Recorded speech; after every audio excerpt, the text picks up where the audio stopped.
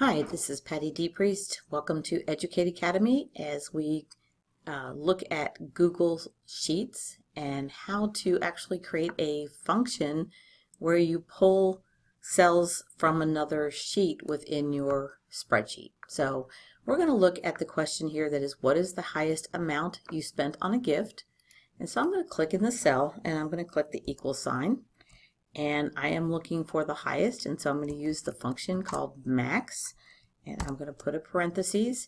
Now the information I need is actually in my budget, which is on another tab, and so I'm going to click over there, and since this is the price, I'm going to go ahead and click and select, drag all of those cells, and then I just typed in the parentheses to end my formula. When I hit enter, it's going to take me back to the cell that I'm in. When I click in it, I can come up here and see that is referencing the Patty's Budget tab and these cells in order to figure out the maximum amount. If we go back to my budget and we quickly glance through this, we will actually see that the highest amount was here, and it was $36.50, and we came out with the right amount.